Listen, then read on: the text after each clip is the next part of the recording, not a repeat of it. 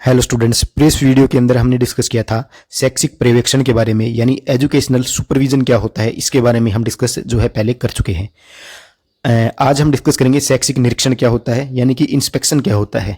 ठीक है, सबसे पहले देखते हैं शैक्षिक निरीक्षण का अर्थ क्या है और इसकी जो इंपॉर्टेंट परिभाषाएं हैं, जो विभिन्न विद्वानों ने इसकी अलग अलग जो डेफिनेशंस दी है, उनके बारे में भी हम यहाँ पर डिस्कस करेंगे। सबसे पहले देखते हैं कि आपका जो वेबस्टर इंग्लिश शब्दकोश है उसके अनुसार निरीक्षण का क्या अर्थ है, किसी व्यक्ति की जांच करना। ठीक है, ये आपके वेबस्टर इंग्लिश शब्दकोश यानी जो डिक्शनरी है उसके अंदर दिया हुआ है, किसी व्यक्ति की जांच करना।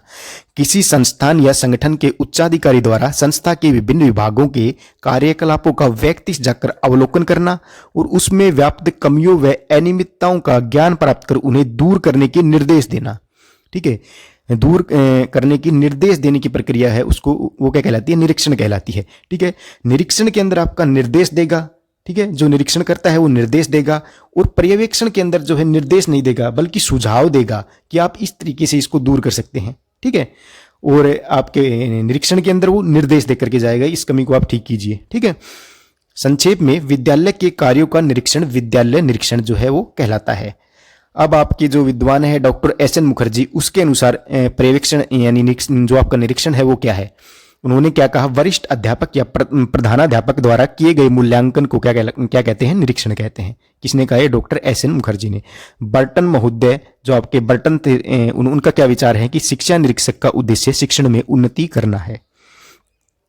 नेक्स्ट आपके वैज्ञानिक हुए एस बर और एनएच बर्टन। इन दोनों ने क्या कहा, निरीक्षण एक आधार है जिस पर शिक्षण में उन्नति के सभी कार्यक्रम बनाए जाने चाहिए। ठीक है, ये डेफिनेशन है एस बर और एनएच बर्टन की। निरीक्षण की जो ये ऊपर हमने परिभाषाएं देखी, इसमें शैक्षिक निरीक्षण को निम्नलिखित अर्थों में प्रयुक्त किया गया है। शैक्षिक निरीक्षण को एक उत्प्रेरक के रूप में, शिक्षकों की सहायक प्रक्रिया के रूप में, शिक्षण सुधार तथा विकास के रूप में, शिक्षण में सहायता के रूप में, शिक्षकों की क्षमताओं का विकास करने और उनकी कठिनाइयों के निराकरण एवं समस्याओं को हल करने, सीखने की स्थितियों का मूल्यांकन आदि, इन अर्थों में जो है इन डेफिनेशंस में निरीक्षण के अर्थ को प्रयुक्त किया गया है। ठीक है, लेकिन मेन डिफरेंस तो निरीक्षण का क्या है कि आदेश देकर के जाएगा जो निरीक्षण करता है। अगर कोई कमी पाई गई है विद्यालय के अंदर तो वो आदेश देकर जाएगा, और पर्यवेक्षण जो हम पहले पढ़ चुके वो क्या था, उसमें अगर कोई कमी पाई गई तो वो सुझाव देके जाएगा इन कमियों को दूर करने के। ठीक है, तो सुझाव और निर्देश में जो डिफरेंस है वो आपको समझना होगा। शिक्षा निरीक्षण का उद्गम और विकास।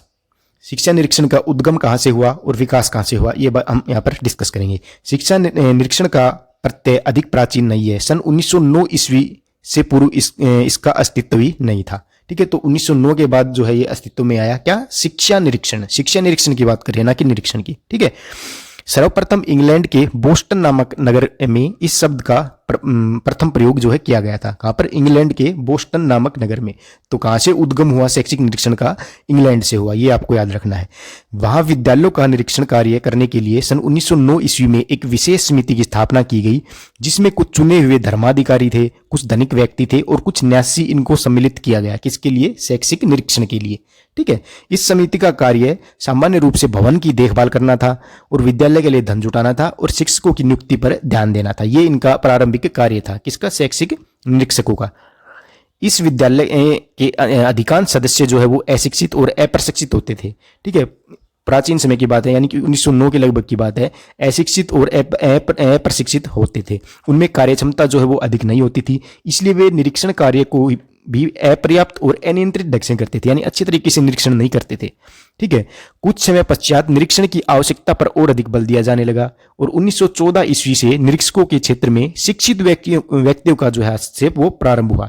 ठीक है, पहले क्या था, जो आपके धनिक व्यक्ति थे, धर्माधिकारी थे, धनिक व्यक्ति थे और न्यासी सम्मिलित थे, ये जो है अच्छे तरीके से निरीक्षण का कार्य नहीं करते थे, क्योंकि ये इनमें से अधिकांश अशिक्षित व्यक्ति थे। ठीक है, 1914 में क्या हुआ, निरीक्षकों के क्षेत्र में शिक्षित व्यक्तियों का हस्तक्षेप शुरू हुआ। सुप्रसिद्ध विद्वान इलियट जो थे, उसने शिक्षण कार्य, शिक्षण विधि एवं शिक्षण के उद्देश्यों के संबंध में अपने सुझाव दिए। किसने, इलियट ने।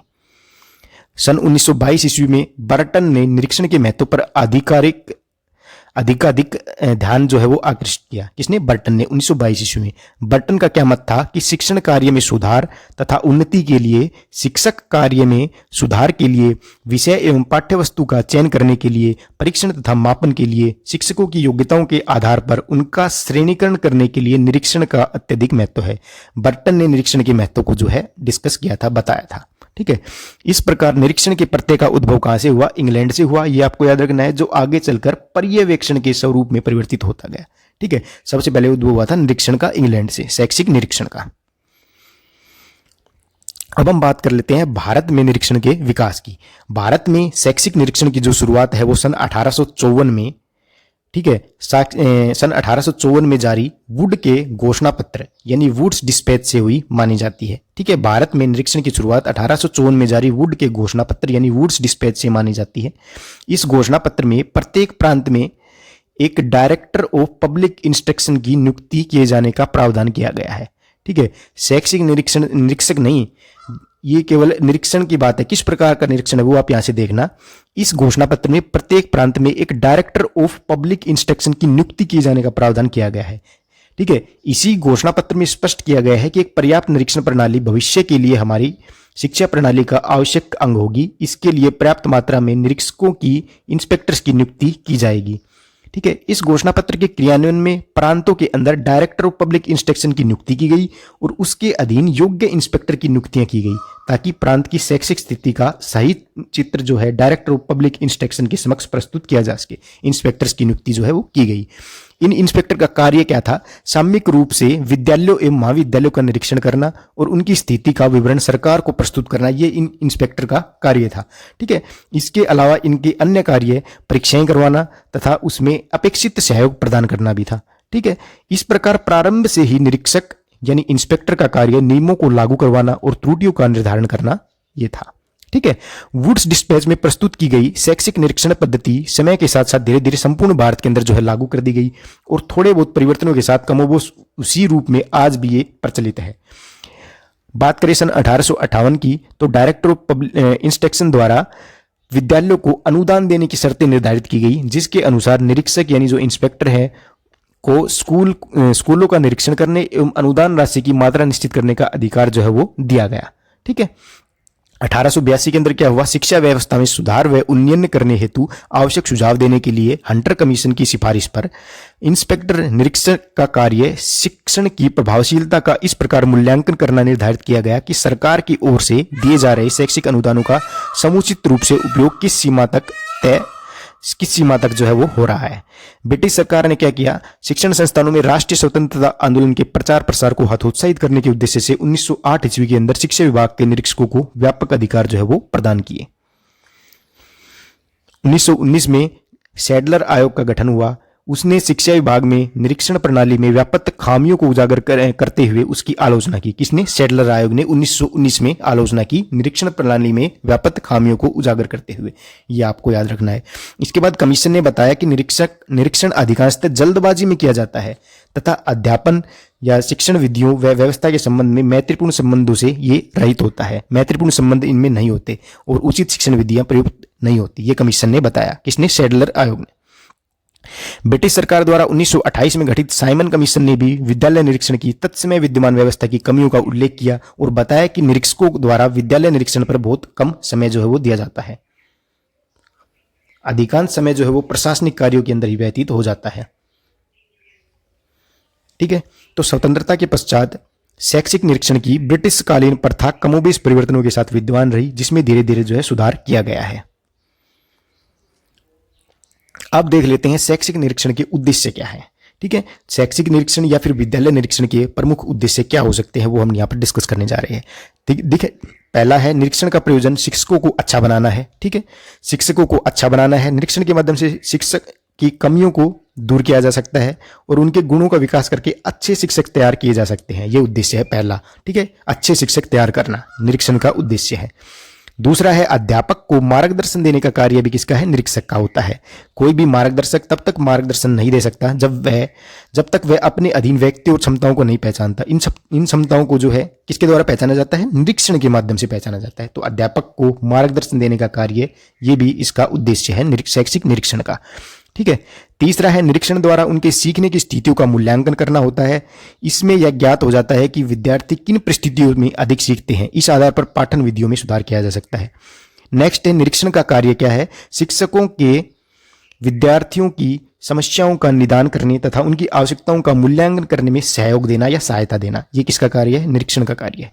निरीक्षण का कार्य शिक्षकों को पाठ्यक्रम निर्माण करने का ज्ञान प्रदान करना और पाठ्यक्रम निर्माण के मुख्य उद्देश्य से अवगत करवाना भी है। ठीक है। निरीक्षण से शिक्षकों को अधिक अध्ययन की प्रेरणा मिलती है, क्योंकि निरीक्षक निरंतर शिक्षक के विकास के लिए प्रयत्न करता रहता है और वह शिक्षक के चहुमुखी विकास के लिए प्रयत्नशील रहता है। अतः शिक्षकों का न केवल व्यावसायिक वरन उनका अकादमिक विकास भी निरीक्षण के द्वारा हो सकता है। ठीक है। परंपरागत निरीक्षण और आधुनिक परिनिरीक्षण में अंतर, ये ज्यादा इंपॉर्टेंट नहीं है। ठीक है, हम आगे डिस्कस करेंगे। निरीक्षक के कार्य क्या होते हैं। निरीक्षक के मूल जो कार्य है उनको 3 भागों के अंदर जो है वर्गीकृत किया गया है। पहला है प्रशासनिक कार्य, दूसरा है निरीक्षण कार्य, तीसरा है संपर्क कार्य। ठीक है। प्रशासनिक कार्यों की बात करें तो जो निरीक्षक होता है वो कौन कौन से प्रशासनिक कार्य करता है। देखिए, जिला स्तर पर शिक्षा विभाग का कार्यालय जिला विद्यालय निरीक्षक के नेतृत्व में कार्य करता है। ठीक है। जिला विद्यालय निरीक्षक डिस्ट्रिक्ट स्कूल इंस्पेक्टर के रूप में कार्य करता है। इस स्थिति में उसे अपने कार्यालय से संबंधित सभी कार्यों का संचालन करना होता है तथा व्यवस्था भी करनी होती है। किसको, जो आपका जिला विद्यालय निरीक्षक है। ठीक है, तो ये प्रशासनिक कार्य हो गया उसका। दूसरा, उसको प्रशासनिक अधिकारी के रूप में वह जिलांतर्गत राजकीय माध्यमिक व प्राथमिक विद्यालयों के अध्यापकों की व्यवस्था, स्थानांतरण और अवकाश स्वीकृति आदि कार्य भी करता है। ठीक है, अध्यापकों की व्यवस्था करेगा, स्थानांतरण और अवकाश की स्वीकृति करेगा। ठीक है, ये सभी कार्य करेगा। तीसरा, वेतन भत्ते और अन्य आर्थिक पहलुओं के दायित्व को भी संभालता है, ये भी प्रशासनिक कार्य है। नेक्स्ट है जिला विद्यालय निरीक्षक की विभागीय परीक्षाओं का अपने जिले में कार्य पूरा करता है। ठीक है, ये प्रशासनिक कार्य है। नेक्स्ट है जिला विद्यालय निरीक्षक जिले में शिक्षा की प्रगति के लिए योजनाएं बनाता है और उन्हें क्रियान्वित करने की व्यवस्था करता है। तो ये हो गए निरीक्षक के प्रशासनिक कार्य। नेक्स्ट है निरीक्षण कार्य। क्या क्या निरीक्षण करेगा निरीक्षक। अपने कार्यालय की व्यवस्था, संचालन तथा देखरेख करने के अलावा जिला विद्यालय निरीक्षक को अपने जिले की सीमांतर्गत स्थित माध्यमिक एवं प्राथमिक विद्यालयों का सामयिक निरीक्षण भी करना पड़ता है। ठीक है। अपने निरीक्षण के अंतर्गत निरीक्षक विद्यालय के अनेक पहलुओं से जांच करता है। ठीक है। विद्यालय में वह समय चक्र, उपस्थिति, शिक्षण कार्य, सहभागी क्रियाओं का संचालन, परीक्षा कार्य, आय व्यय आदि अनेक पहलुओं का निरीक्षण भी करता है। नेक्स्ट है संपर्क कार्य। निरीक्षणकर्ता जो है उसका संपर्क कार्य क्या है। जिला विद्यालय निरीक्षक को अनेक व्यक्तियों से संपर्क साधना पड़ता है। किन किन से, कार्यालय के अधिकारियों से, विभाग के उच्च पदाधिकारियों से, प्रधानाध्यापकों से, शिक्षकों से, अन्य विभागों के अधिकारियों से। ठीक है। उसे जनसंपर्क की आवश्यकता भी पड़ती है। ठीक है, लोगों से भी संपर्क करना पड़ता है। वह अभिभावकों से भी संपर्क बनाता है। उसे जिलाधीश तथा अन्य विकास अधिकारियों से भी संबंध बनाने पड़ते हैं, तो उसको जो है संपर्क कार्य भी करने पड़ते हैं। ये हो गए आपके निरीक्षक के कार्य। अब बात कर लेते हैं भारत में विद्यालय निरीक्षण की वर्तमान स्थिति क्या है। देखिए, पहले क्या था, अधिनायकवादी दृष्टिकोण से अधिकारी बनकर अध्यापकों के कार्य का जायजा लिया जाता था। ठीक है, अधिनायकवादी दृष्टिकोण से। अब क्या हो गया, उसके स्थान पर पर्यवेक्षण संप्रत्यय आने से कार्य पद्धति और उनकी भावना के अंदर अंतर जो है वो आ गया है। क्या क्या अंतर आया वो हम डिस्कस करेंगे। देखिए, संविधान के अनुसार प्रत्येक राज्य की शिक्षा व्यवस्था संचालित करने का दायित्व किस पर है, राज्य पर है। इसकी व्यवस्था तथा नीति निर्धारण आदि कार्य सचिवालय करता है और इन नीतियों और व्यवस्थाओं की सही स्थिति की देखभाल के लिए शिक्षा विभाग ने प्रत्येक राज्य के जिले में एक निरीक्षक जो है वो नियुक्त किया है। ठीक है, जो निरीक्षण के द्वारा शैक्षिक उद्देश्यों का क्या करता है, मूल्यांकन करता है। शिक्षा शास्त्रियों ने निरीक्षण संबंधी नवीन धारणा की अभिव्यक्ति करने के लिए एक नवीन शब्द का प्रयोग किया है जो पर्यवेक्षण के नाम से जाना जाता है। पर्यवेक्षण जो हम डिस्कस कर चुके हैं, यह केवल शब्दों का हेरफेर नहीं है, बल्कि इसमें उद्देश्य, क्षेत्र, विधि और दृष्टिकोण का भी अंतर है। ठीक है, पहले क्या होता था कि प्राय विद्यालय निरीक्षण एक ऑडिटर के समान कार्य करता था। ठीक है, यानी कि सरकारी ऑडिटर वर्ष में 2-3 दिन के लिए आता था और एक समय जितना हिसाब किताब वो देख सकता था, एक दिन में या एक समय में जितना देख सकता था, जितनी अशुद्धि और कमियों को वो अपनी रिपोर्ट में लिखकर उच्च अधिकारियों के पास भेज देता था। ठीक है, तो इस रिपोर्ट के फलस्वरूप कुछ मास के पश्चात विद्यालय को उन भूलों को ठीक करने का आदेश जो है वो प्राप्त होता था। परंतु जो त्रुटियां थोड़े समय के कारण उनकी दृष्टि में नहीं आई, भाई एक दिन के लिए आएगा तो कितनी त्रुटियां निकाल देगा कोई। ठीक है, तो वे जो है एज इट इज जो है बनी रहती थी। जो उसकी नजर में आई वो उसने लिख दी। ठीक है, और जो नहीं आई वो एज इट इज जो है बनी रहती थी। लेकिन अब क्या हो गया, निरीक्षक अपनी अल्पकालीन जांच में विद्यालय के समस्त अंगों व तत्वों का निरीक्षण जो है उस समय जो है नहीं कर पाता था, और न ही विद्यालय के कार्यकर्ताओं को रचनात्मक सुझाव दे सकता था। उन्हें विकास के समुचित निर्देशन भी जो है वो दिए जाने चाहिए थे। एक सर्वेक्षण था एनसीईआरटी का, उसके अनुसार देखिए माध्यमिक या उच्च माध्यमिक विद्यालय में निरीक्षण अवधि में से 2 दिन यानी कि 2 दिन अवधि पाई गई, आकस्मिक निरीक्षण मात्र हो गया 2 दिन की अवधि में, तो ठीक है, आधे से 1 दिन शैक्षिक सामाजिक एवं सांस्कृतिक कार्य करने वाली संस्थाओं के निरीक्षण हेतु लगाया गया। ये सर्वे के अंदर पाया गया। ठीक है, वर्ष भर में इंस्पेक्टर प्राय 120 दिन जो है निरीक्षण करता है, ये भी सर्वे के अंदर पाया गया। प्राय विभिन्न राज्यों में एक वर्ष में औसतन 100 स्कूलों को देखता है। तो ये एनसीईआरटी के सर्वेक्षण के अनुसार पाया गया। तो इस सर्वेक्षण से क्या ज्ञात होता है?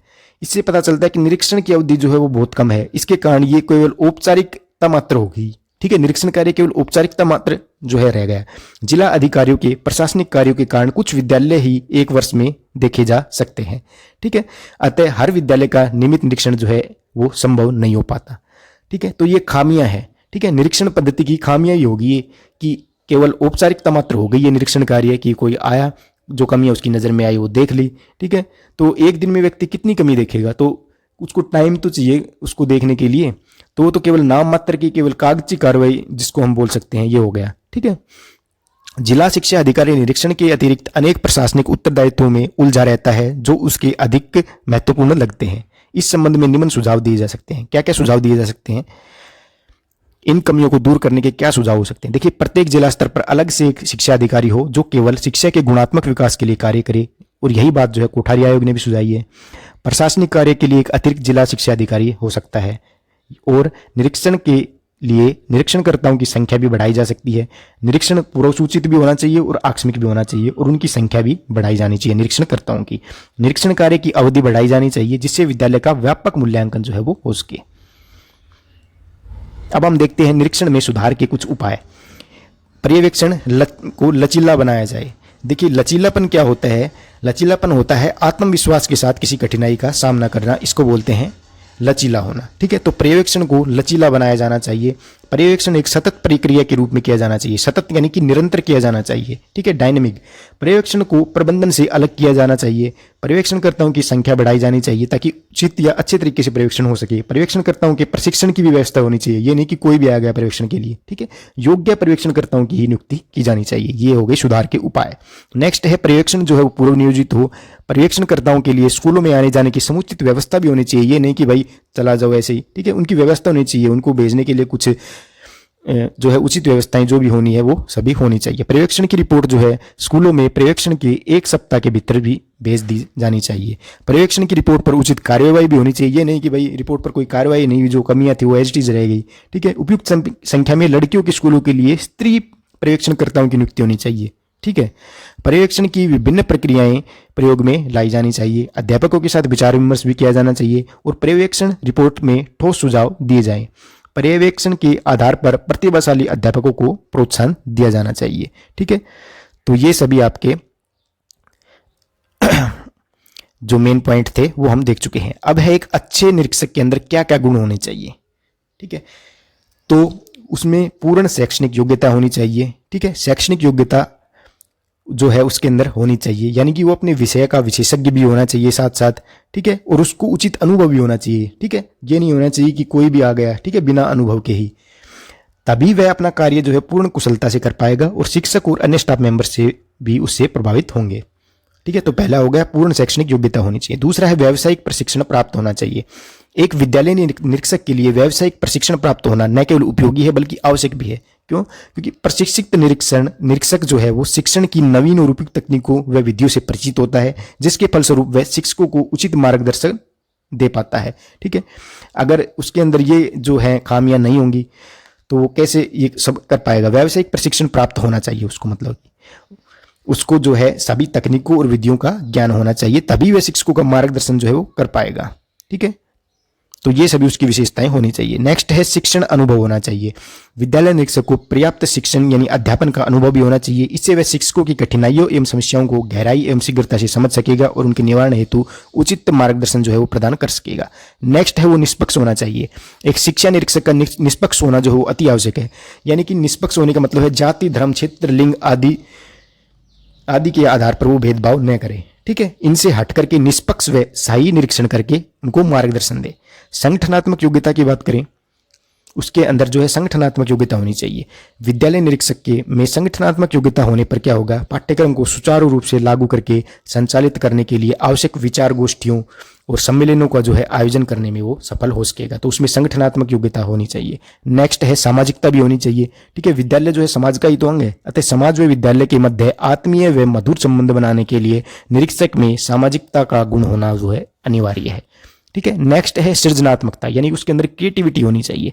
निरीक्षक में इस गुण के होने पर वह निरीक्षण के दौरान विद्यालय एवं शिक्षकों में पाई गई कमियों के निराकरण हेतु रचनात्मक व प्रभावी सुझाव जो है वो प्रदान कर सकता है। तो वह प्रधानाध्यापक व शिक्षकों को मित्रवत व सृजनात्मक सुझाव भी दे सकता है, यानी उसके अंदर जो है क्रिएटिविटी होना बहुत अधिक जरूरी है। तो ये हो गया आपका जो है निरीक्षण के बारे में। तो आज हमारा शैक्षिक पर्यवेक्षण और निरीक्षण जो है वो समाप्त हुआ। मिलते हैं नेक्स्ट वीडियो में किसी नए टॉपिक के साथ। धन्यवाद।